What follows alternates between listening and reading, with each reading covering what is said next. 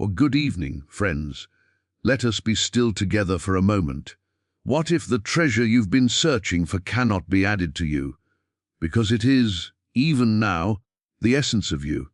What happens when you truly understand why the Master said, "The kingdom is within you"?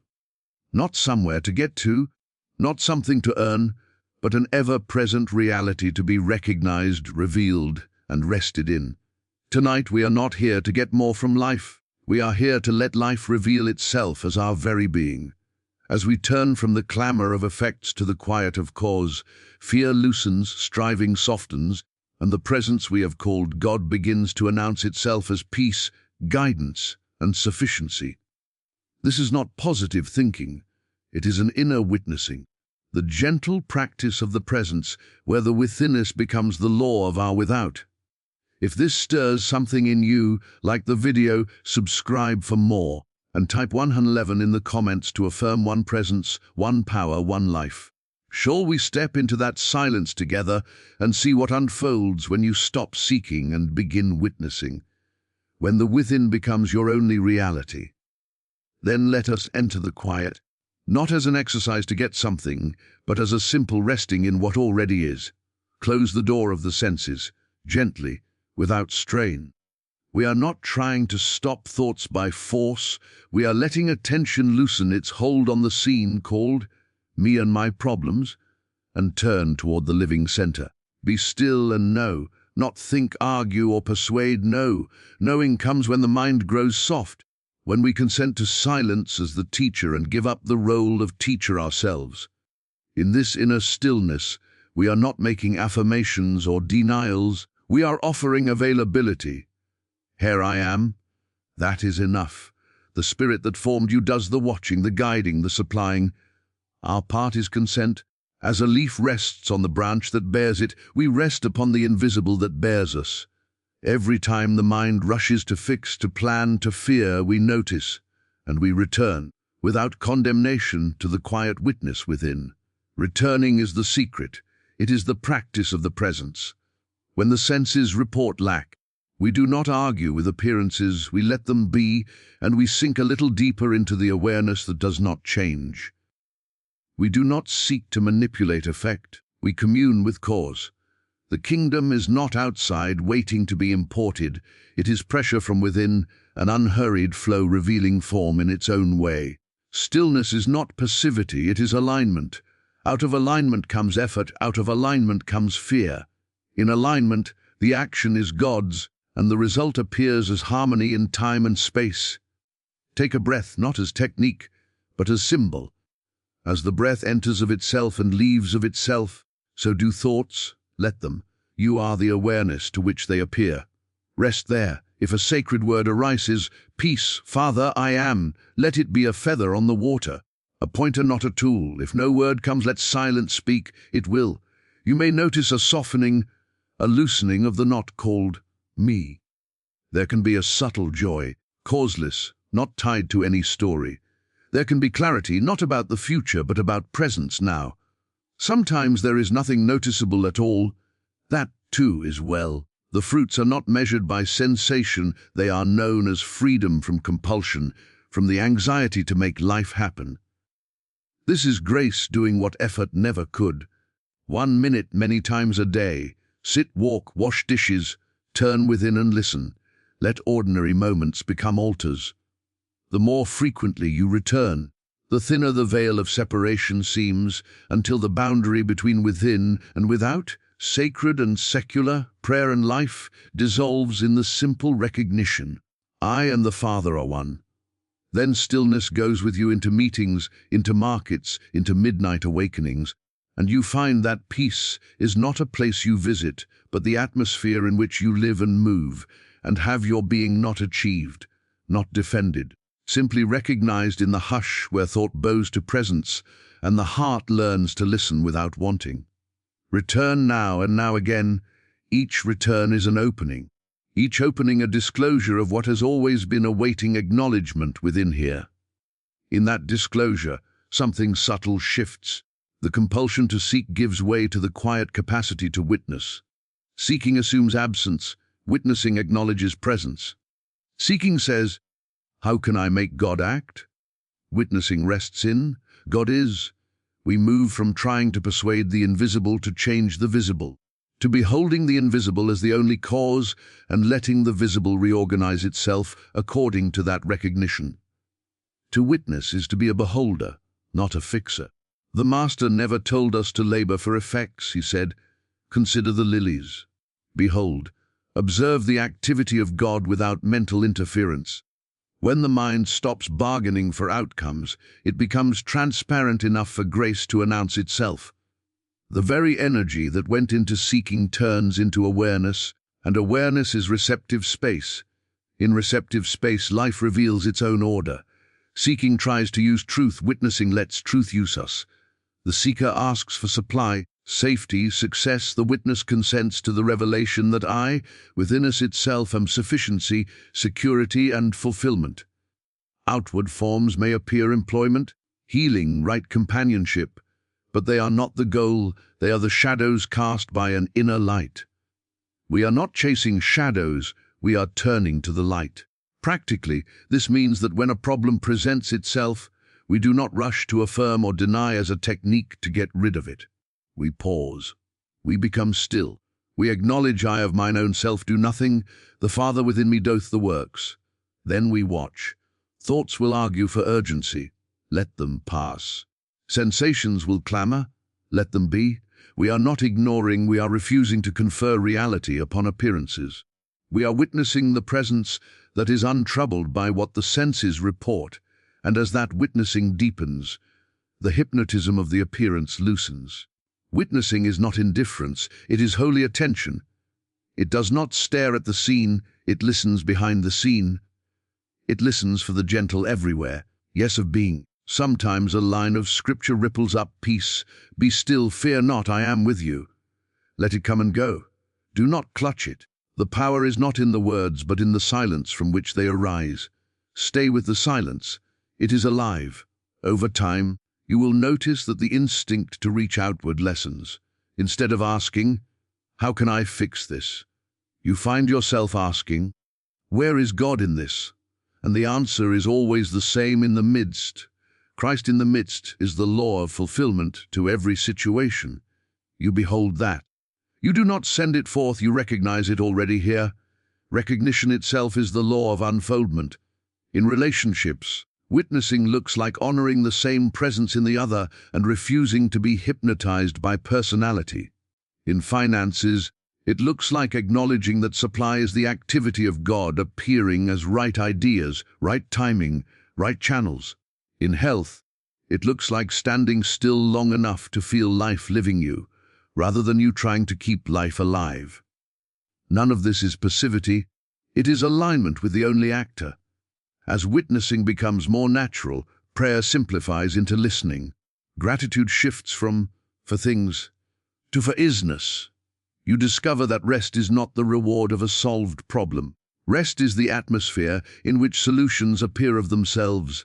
We cease measuring the day by results and begin measuring it by receptivity, by how often we remember to stop, to look, to behold, to let the within us bear witness to itself through the instrument of our awareness.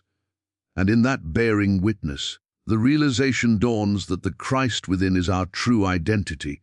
Christ is not a person inside a person. Christ is the light of God individualized as consciousness. Jesus revealed this not by possessing a private power, but by being transparent to the One. He did not say, the man Jesus is your life. He pointed to the I that is life in the midst. The same I that whispered, I am that I am, stands in your awareness, uncreated and whole. When this is glimpsed, the strain of self-improvement subsides. We are not upgrading the human sense, we are exchanging it for recognition of Christ as self. The personal me is not reformed, it is relaxed out of its imaginary centrality. In that relaxation, the Christ, impersonal love and wisdom, comes through as naturalness. You notice less defending and performing. The need to be right thins because the self that is rightness is present, doing the seeing and the speaking. Christ as identity is the inner authority behind the Master's words, I of mine own self do nothing, the Father within me doth the works. This is not humility as posture, it is reality as experience. The one self does the living. We become instruments, transparencies, places where the river of God can show its current without obstruction. Then prayer is no longer petition, it is communion, the quiet realization I live, yet not the little I, Christ liveth as me. This realization changes how we meet appearance. Where the senses report conflict, Christ recognizes oneness. Where fear tightens, Christ rests in sufficiency. Where lack announces itself, Christ knows the source as infinite and the forms as fluid. We do not command outcomes. The Christ in the midst is the law of right outcome, and as it is beheld, its nature shapes events. In the body, this identity knows wholeness as fact. The temple not made with hands does not require strain to be maintained, it requires recognition to be revealed. Gentleness replaces anxiety, and the rhythm of grace, not the excitement of worry, governs breath, heartbeat, function. In supply, ideas appear, doors open, timing aligns, not because we pushed, but because the pressure of the within formed its proper expression without. In relationship, Christ beholds Christ, and something softens. The need to control gives way to mutual unveiling. Christ as identity is not a mystical title, it is the living center of ordinariness. Washing dishes, writing emails, sitting in traffic, notice awareness is here, luminous and untroubled. Let that awareness own the moment. Let it look through your eyes, listen through your ears, speak through your voice. If a word is needed, it will come with a tone that carries peace rather than argument. If silence is needed, it will have weight and kindness. And because Christ is impersonal, it meets every situation without favoritism. It has no enemies to defeat, no allies to flatter. It answers only to truth. Standing as that, you feel a moral clarity that is gentle yet unyielding, a center from which forgiveness is natural because nothing real has been harmed. And gratitude is spontaneous because all is given, the name I am ringing at the heart of being, the withinness announcing itself as the only I you have ever been from that withinness. It becomes plain that grace, not effort, governs. Effort belongs to a sense of separation. It imagines a little self outside of source, hustling to deserve or secure. Grace is the nature of the one, expressing itself as many. It is spontaneous lawfulness, the effortless order of being.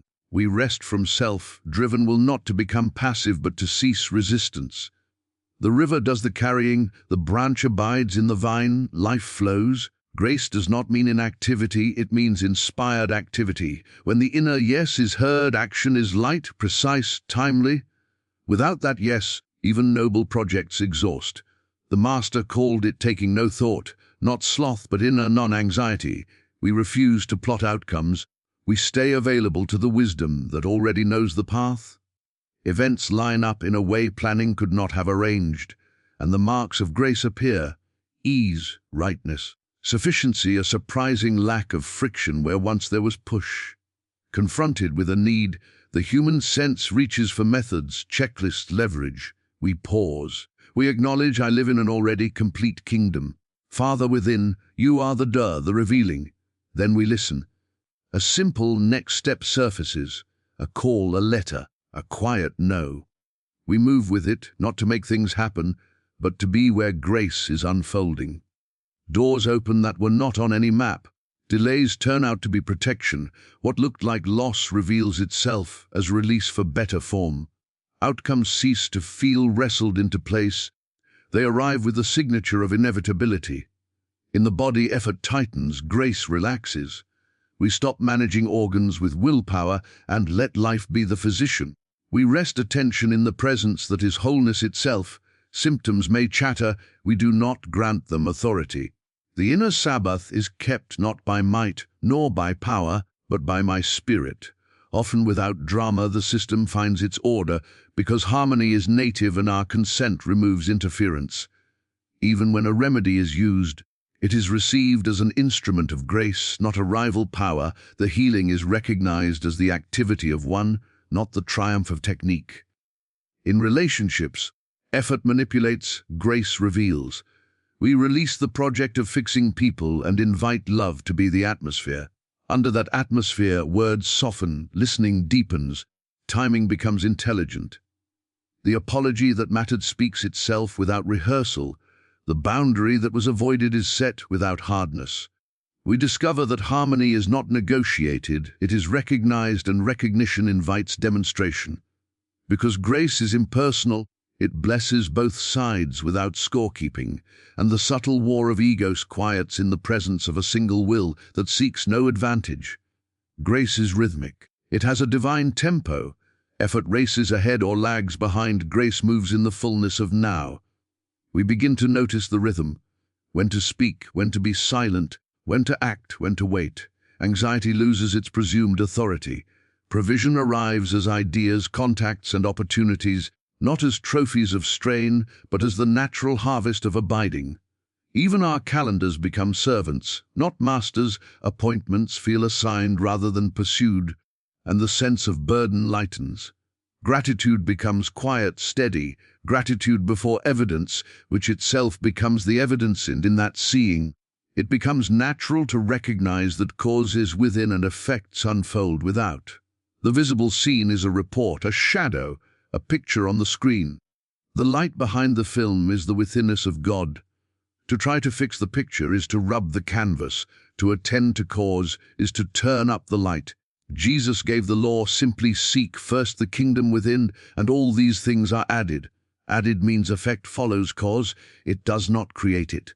When fear arises, the old habit is to rearrange circumstances, call push persuade.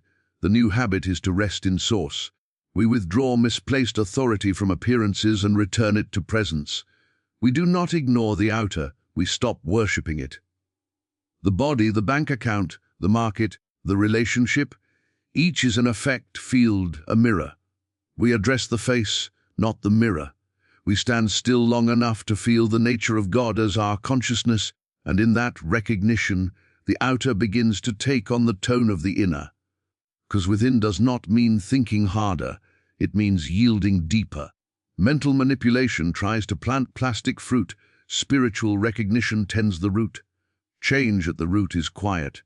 It begins in devotion, in the simple posture. Here I am. From that here ideas appear, timing aligns, right action surfaces without the strain of contrivance. What needed to leave departs, what belongs arrives. What seemed stuck loosens, because the law is no longer my will, but the effortless order of I am. Notice how the master dealt with effect. He did not debate storms, scarcity, or disease. He recognized the supremacy of the within and spoke from that authority. Peace, be still, give ye them to eat. Stretch forth thy hand. The words were not spells, they were the sound of cause expressing itself.